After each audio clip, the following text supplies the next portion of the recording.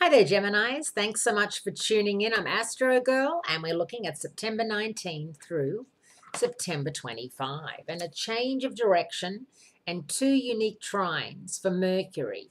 The first day of fall or the first day of spring, depending on which hemisphere you're residing in.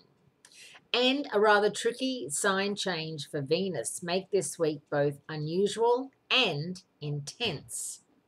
Mercury, your ruler, reaches the end of his retrograde period early Thursday, September 22nd, which means that reassessment time is over, communication and travel schedules are all back on track. And in your third house of conversation, communication, siblings, neighbors, this is a very good thing, especially if you've had some weird issues with neighbors and siblings and people that you are in day-to-day contact with.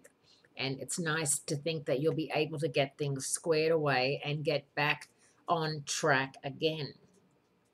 Mercury, which is in Virgo, moving direct, makes a harmonious trine with Pluto on Tuesday. And then on Friday, September 23, it trines Pluto again. This type of double trine, retrograde and direct, is a rarity and has a twofold effect of sharpening our wits and energizing our brain power. The 2016 fall equinox takes place in the northern hemisphere on Thursday, September 22nd. Fall is the time of year when the sun's entry into Libra coincides with its highest point over the Earth's equator.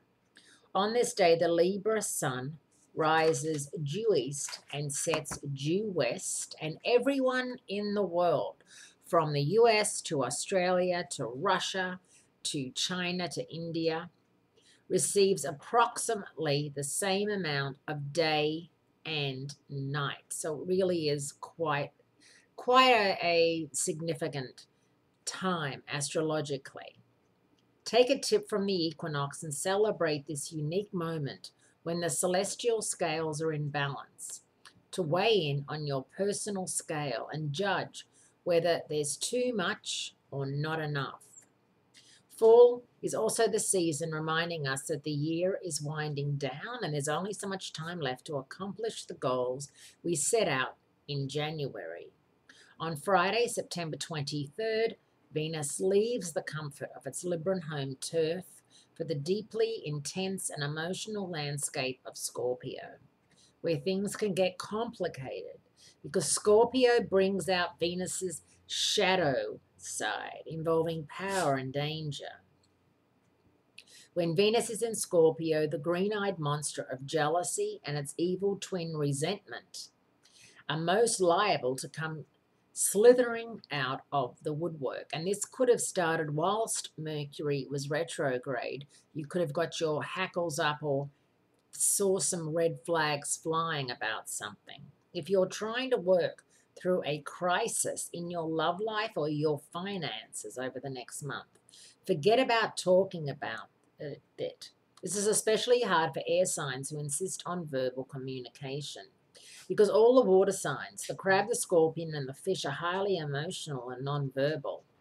The only way through Venus and Scorpio's secret maze of dark and dangerous feelings is to be like a water. Find the path of least resistance and go with the flow, Geminis. Okay, so that's your astro outlook for the week. Thanks so much for tuning in, and I'll speak to you again next week.